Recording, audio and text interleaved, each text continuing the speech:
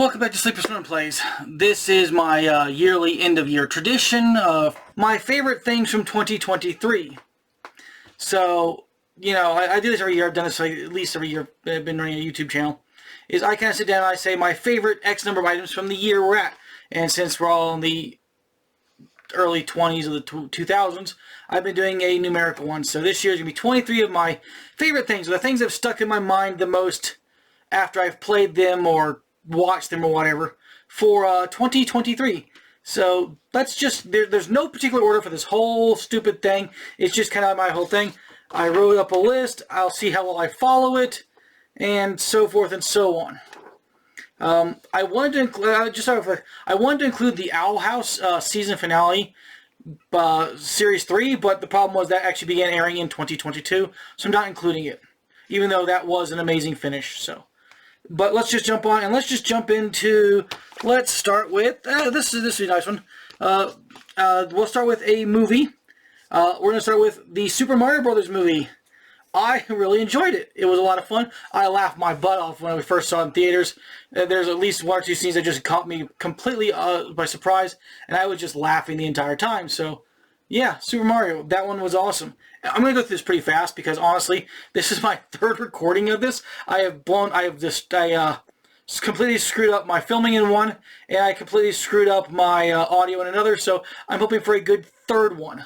That is going to be off my checklist right there. And then let's go and jump into and talk about a TV show. Just because I watched The Silo this year from Apple TV Plus, and oh my goodness, that was like one of the best ways of doing a dystopian future horror I've seen ever. It was fantastic. I was totally enthralled the entire way through the show. So yeah, The Silo. If you haven't seen it, check it out. It is good, and we're getting a season 2 at least. It's based on a series of books. I'm hoping we just continue watching, you know, all the way through the series of books, because it was really good. I mean, it really just drug me in. It was really awesome. So, The Silo, or I think it's just called Silo. Okay, we've covered movie, TV show. Let's do a video game now. And one of the big video games for me that's still sticking in my mind a lot is Star Wars Jedi Survivor. That was a absolutely fantastic game. I just thoroughly loved it. It was such a good continuation of the Jedi Fallen Order, and I'm really hoping for a part 3 to round out a nice Star Wars trilogy of video games. So, next on my list, Star Wars Jedi Survivor. And sadly, we're only going to have one book entry this year, but it's a collection of books. And that's going to be the Brandon Sanderson Secret Projects from the Kickstarter he did last year. And we got them all this year, and they were fantastic books. I loved every single one of them. I haven't quite finished The Sunlit Man. I'm right at the end of it, though. I mean, I'm really right at the end of it. But you have Tress of the Emerald Seas, The Frugal Wizard's Guide to Surviving Medieval England. I hope I got that title right. That's such a mouthful. Yumi and the Nightmare Painter, and The Sunlit Man. Of those, 3 of those novels are set in the Cosmere, and the only one that's not is The Frugal Wizard's Guide, which is actually kind of tangentially related to his Alcatraz vs. the Evil Librarian series. I absolutely adore Brandon Sanderson's novels. I've read them all. Well, that's a lie. I've read a lot of them. I've read a whole lot of them, though. And I will read them if I come across them and I haven't read them. I'm like, ooh, I need to read that now. I can't say I've read them all because I'm definitely behind reading the Skyward series this year, which would make this list if I'd actually read them this year. I unfortunately didn't get around to it. So, there's that. But still, there's our books, and it's a set of 4 books, so the Brandon Sanderson Secret Projects definitely still stuck in my mind from this year. Let's do a board game now. One of the board games that's really stuck in my mind, and that's going to be Earth. I found Earth to be fantastic. It's a very beautiful game. The artwork in that is just absolutely fantastic. A lot of fun in my opinion. I played it both solo and with multiple people. I like both modes, and I'm going to say Earth is going to be, of a 2023 release game, one of my favorite games from 2023. That was new this year. I mean, there are some older games I played that I've definitely enjoyed a whole lot, but they don't qualify for the list because they're not new from 2023, which Earth is. So, check out Earth if you like board games. That one's really good. Okay, let's go back to movies. I'm I don't know why I'm doing this little cycle thing, but I kind of am. Next movie up, let's go with Oppenheimer. Oppenheimer was a stellar film. The 3 hours in the theater for that movie did not seem like I was in the theater for 3 hours.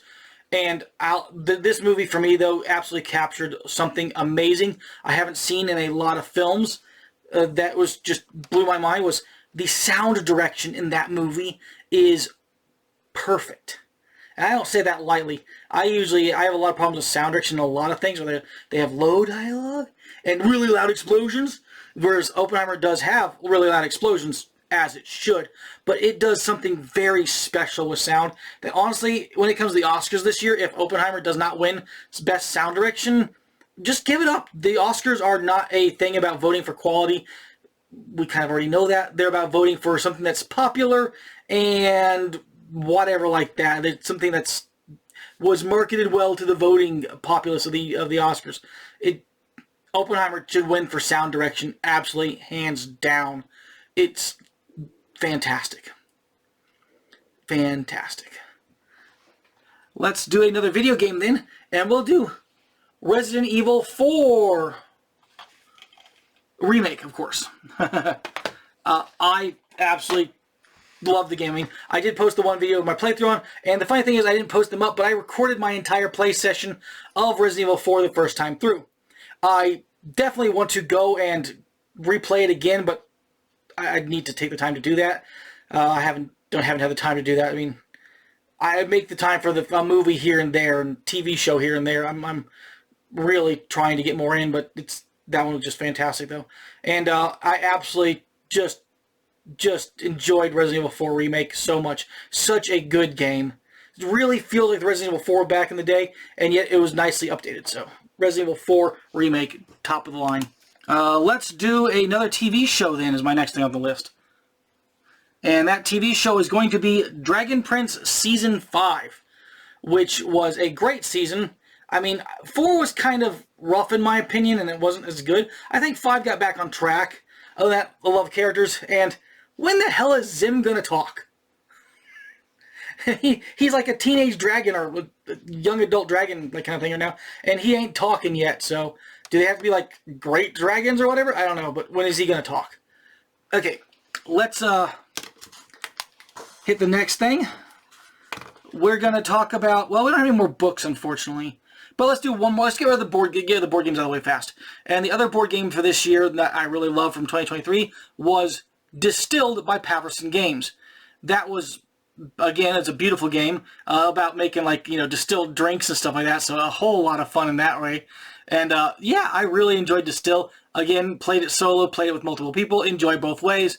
It's a very fun game, very good component quality, and so forth. So, yeah, let's all enjoy and have a little toast for Distilled this year.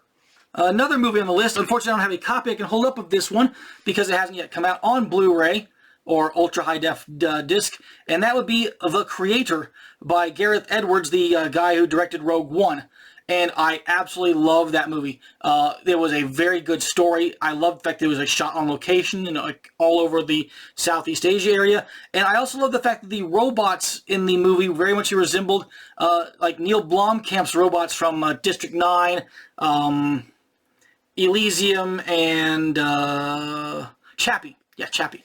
So I really like that kind of like very down-to-earth robot, which they had in those movies and in this one as well. It kind of feels like it kind of goes along with those films, although I guess maybe not. I don't know if they can count in the same universe or not, but they really feel like they almost really should. So I do like those robots, and I really enjoyed The Creator. Very good movie. Let's talk about another TV series that I also definitely enjoyed this year, and this one is one of those ones where again I can't hold up anything because it's just on streaming service, and that would be Ahsoka.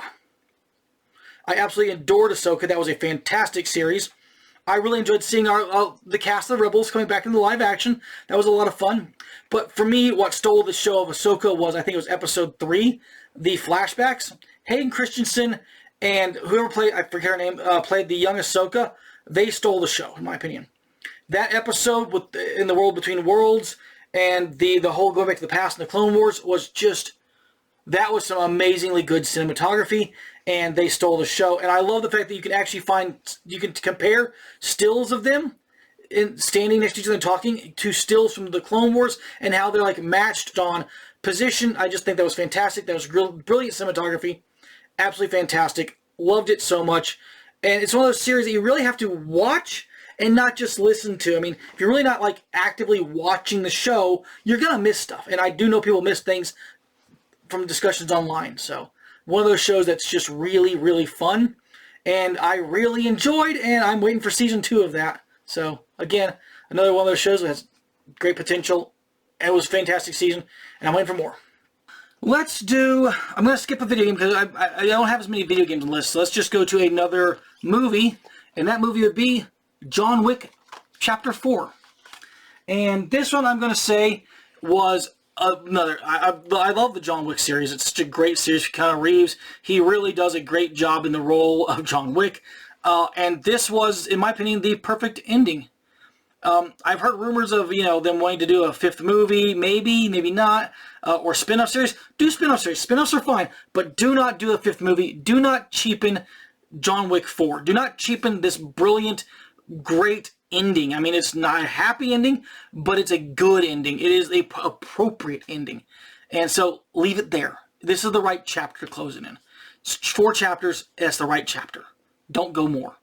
All right, now let's do one more TV show really quick, and we're going to talk about Futurama on Hulu. Yeah, I loved it. Now, it's a bit of a slow start in my opinion, although it's a pretty good start. And we've only gotten half the season, but I'm still going to talk about it now because I want to count for 2023. And I absolutely had so much fun with that. And to me, episode 10 of season, I think they're calling it season 8, was just one of the best episodes I have seen. It was so good on physics and philosophy, and so much fun to watch that episode. That episode just had me hooked from beginning to end. That was absolutely fantastic. If you haven't seen it, go watch Futurama on Hulu, season 8, I think it is. Definitely a good comeback. I'm so glad we're getting it back, even after like a 10-year hiatus, which they do explain away in the first episode, so kudos to them for that. And, they're keeping the right tone of humor, so they're really doing a good job with it. So I'm glad it wasn't a reboot that came back with no soul. It has soul, which is what has been truly fun for it. So Futurama on Hulu is definitely been worth watching. Right, now we will do back another video game, but this one I'm not going to actually show up a little disc because it's a free-to-play gacha game that has been out for a little while, but I'm just talking about the new thing. It's going to be Genshin Impact, the new Fontaine region. Everything from 4.0, 4.1, 4.2, and so far 4.3. I love the story from there that I've experienced from there for several reasons. The stories have been fantastic there, mainly the side quests and stuff like that. I haven't really done the main Archon quest or whatever for it yet. I love the characters from there, but talking of stories, they have been really good about pushing pathos, and they're making really kind of like sad stories. You're going like, I did not expect that to be that sad. Why are you making it that sad? I didn't need that kind of sadness from this game. I was just enjoying myself. It's a great game. It's a lot of fun to play. But the Fontaine region has been really great. And one of the big things about the Fontaine region for me has been the underwater stuff. When it comes to video games, I have always hated the underwater swimming parts of games. It's never felt good to me. I just don't like them. Maybe it's a bit of a mental, terror I have from underwater, I like swimming or whatever. But I do not like that parts of games. Even in really well done ones like Horizon Forbidden West, when they have this underwater parts, I still don't like them. Maybe it's the fact that you're powerless usually, but I'll tell you this much. The Genshin Impact Fontaine region's underwater stuff has been fun. A lot of fun, and it's so much fun. It's combat underwater and stuff like that, but it's been a lot of fun, which for me has been a real shocker, because like I said, in video games, underwater stuff has always sucked in my opinion. Going back to Ninja Turtles on like the NES or whatever, underwater areas have been the worst parts of all games. Until now, Genshin Impact is the first game, which is why I have to mention it, that's made underwater areas fun to me. And that's a real shocker. I am not used to that being, the situation in games. A fun underwater area, I've got to mention the game. It's worth it for me on that one. Let's talk about another movie. This one's from earlier in the year, but definitely a fantastic film that I still think about it because it's so good, and that was Tetris. Yeah, with Taron Egerton as the main guy. That is such a fun movie. I was really blown away by just like, you know, oh, here's the story about Tetris got to the U.S. and on the Game Boy, and it's still so good. I mean, I was shocked by it. I've watched it like 3 or 4 times easily. Just because it's so much fun. It's a fantastic movie. Absolutely worth checking out. That's another Apple TV Plus one. So yeah, watch Tetris. It's good. Let's talk about another TV show.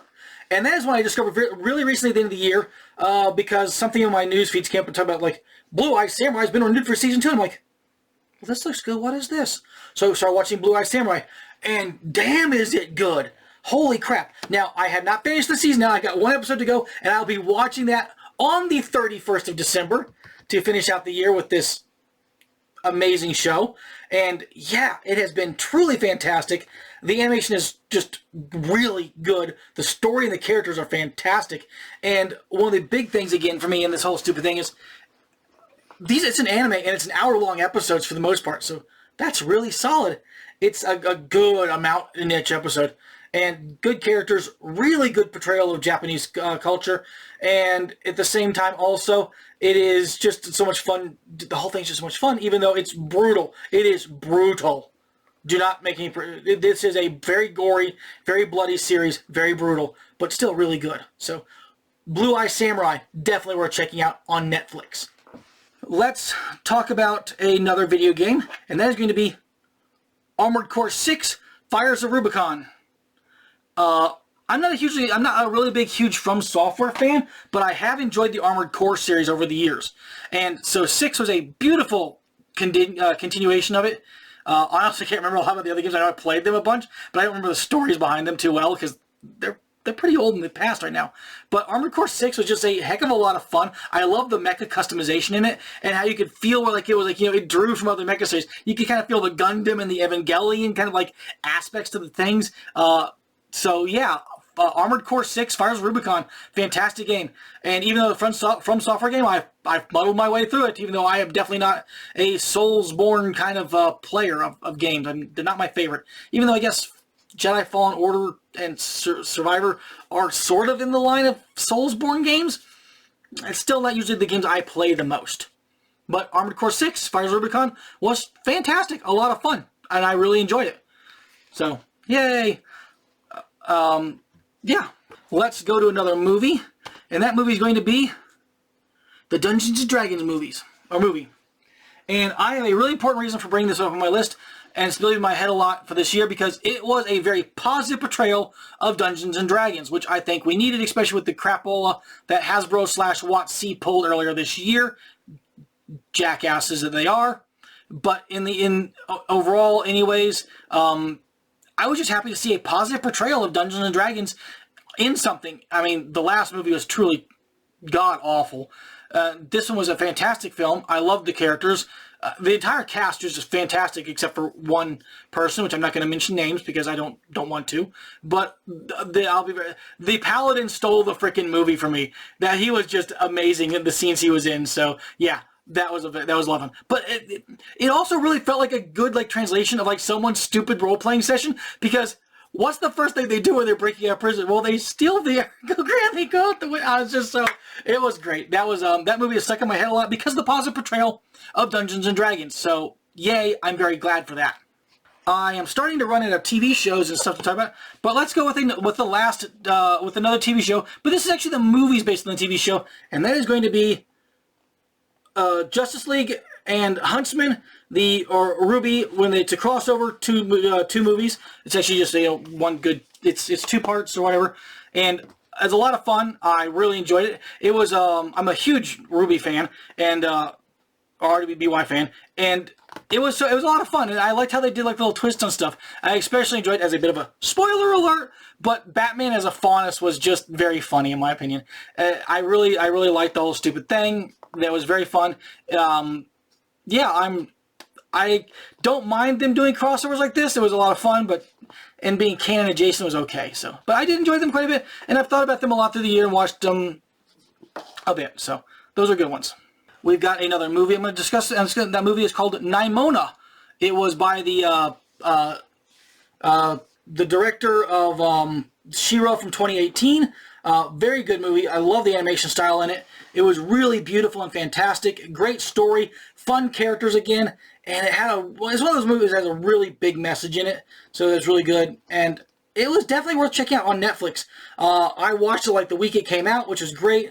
And I kind of wanted to show some other people, but I haven't yet. I really should. But I really did enjoy Nimona a lot. It's been one of those movies that's also sat in my head for a while and really made you, think about stuff. Just really good, though. Really fun and great characters overall. And, again, a really powerful story. So that one's definitely a lot of fun. We've got several more movies to go through and one more TV show on my list. And then some honorable mentions. But let's go with the next movie. And the next movie is Elemental. I really enjoyed Elemental a lot when it hit the theaters. I've also watched it on streaming, and I have the Blu-ray copy, because I want to give the movie support, because to start off to such a dismal box office, although honestly most movies come to dismal box office nowadays, they're not making the records they were beforehand, and it doesn't help the fact that they really screwed over their markets and stuff like that with the way they're pushing streaming and stuff like that instead of physical media and a bunch of other stupid stuff. But Elemental was a fantastic movie in my opinion. I loved it had a really great romance story to it, and at the same time it had a really good cultural story, which I think was also really important. It was a lot of fun to see it. I loved it for the animation styling, because the way they did all the light work in water and fire was just really gorgeous. And it was just something so much fun to see. And yeah, I'm really glad the movie actually gone from being a box office bomb to being quite a dang success. So yeah, Elemental was definitely a movie that sat in my mind for a long time, because I didn't understand how it could be making such bad box office when it was so good. So yeah, that was my complaint on that one. Okay, let's do another movie. Since I got more movies than TV shows, we'll save a TV show for the very end. But let's do another movie. Godzilla Minus One. Fantastic movie. I mean, seriously, that was probably one of the best movies I saw, if not the best movie I saw, in the latter half of the year. And I almost didn't go and see it because I caught a trailer for the new other Godzilla movie, Godzilla vs. Kong or whatever, that had that horrible CGI baby Kong in it that just looks garbage. But I did catch a proper trailer for Minus One and went, oh yeah, I'm going to go see that. And I'm really glad I did, because another excellent movie, great characters, and just overall a really fun, great Godzilla movie. And at the same time, there was stuff in the movie I just absolutely died for. The plane, the plane at the end was just fantastic. I love the historical story around that aircraft. So actually seeing it in this movie again was to me a fantastic. Oh, that's a good one. You've dug up a very fun little rare airplane. I like that a lot. So there's a lot of fun in that one. Godzilla Minus One though was just, from the beginning to end, a fantastic story, a great Godzilla movie, and definitely worth checking out. If you haven't seen it, it is worth watching that dang movie. And gladly it's just in Japanese with subtitles, because that's the way you need to see a Godzilla movie. And then the last actual main thing on the list, until we get to some honorable mentions, is RWBY Season 9. Now, if you've seen this, you know what I'm talking about. Episode 6 stole the show. Episode 6 was the culmination of 10 years of clues and everything else, and it was just, I don't know how many times I've watched that episode. I can't even tell you how many times I've watched that episode. But it was just the best. And I agree with John completely. I've been waiting this for what seems like forever. And I am so glad we got that. But beyond that, though, I will say this much. Beyond the, I'm avoiding saying it out loud, spoilery thing from Episode 6, Weiss was a hell of a mood in Season 9. She does not take well to being in a completely fantasy land. And I was there for that. That was just some great reactions, a great use of the camera work, and there's still camera work in animation, don't worry. But the great use of that stuff, the way they framed scenes, and they did stuff and had her reacting, that was truly fantastic. Weiss was a hell of a mood in Season 9. But in all truth, all of Season 9 is really good. The way the characters are dealing with their own personal arcs and stuff like that, and the culmination, the actual villain of Season 9, not the villain you expect, but the villain you deserve and you get, was really good. I mean, I am so hoping this series gets a Season 10, hashtag Greenlight Season 10, because dang it all, we do need a Season 10, 11, and 12 if possible as well, to really finish this story out, because I really like the story. I love the world's lore, the characters are fantastic, and you know what, it'd be really nice to go back to, when we go to Vacuo, if we can meet up with Team Coffee and some of the other ones, it'd be so much fun. And there's so much potential still to go with this, even though Season 9 would cut down from its original airing idea. And I know that they're dealing with Warner Brothers, so that's just a problem in the first place. But let's hope hashtag Greenlight Season 10 and Season 9. If you haven't checked out RWBY before, it's definitely worth watching. Seasons 1, 2, 3 are really rough animation, even though the fight scenes are epically choreographed. But the later on seasons, they start animating in Maya and others and better software, are really, really great. And the details, the little details they drop into stuff are so good. And the lore is a fantastic show for lore and mythology. It's just got its really, really good, unique lore and mythology that is just absolutely fantastic and worth watching. So check out RWBY, and especially for this year for me, RWBY Volume 9, I've watched the whole thing multiple times, and that one episode many, many, many times. But now we're done going through my list of 23 items from 2023 that I absolutely adored, enjoyed, or they stuck in my head. Let's talk about the honorable mentions. And honorable mentions are a couple of video games. They are Cyberpunk 2077, Phantom Liberty, and Horizon Forbidden West, The Burning Shores DLC. They're both DLC, so I'm not including them on this list. But nonetheless, they were both really good.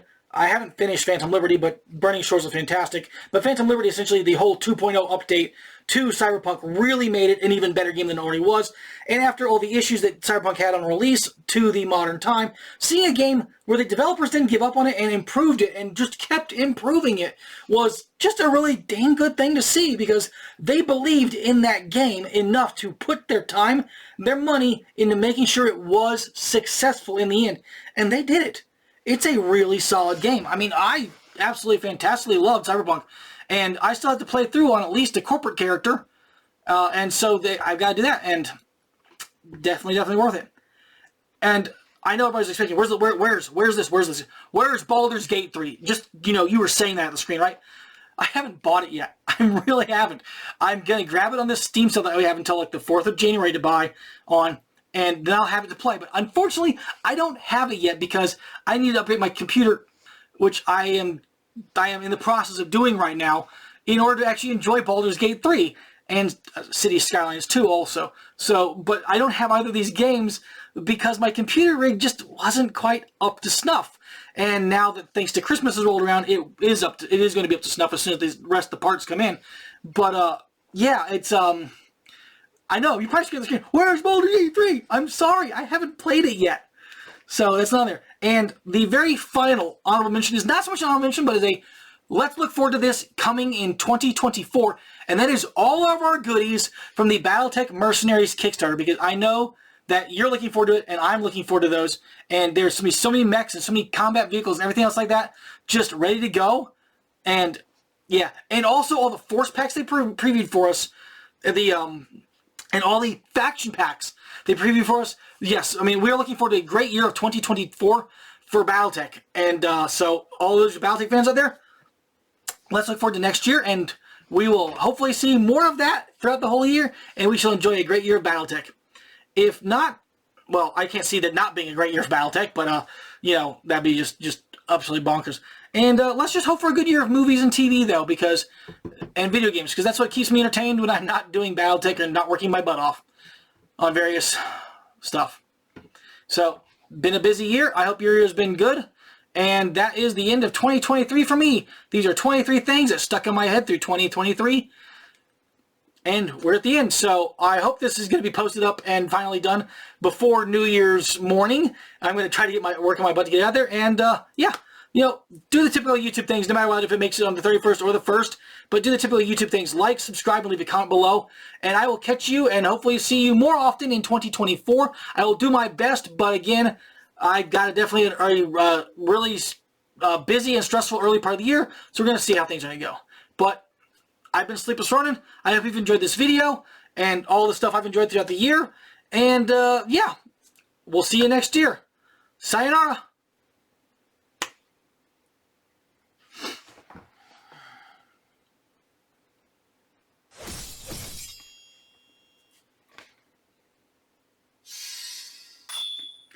I really hope I can get this up before the 1st. Okay, well, bye.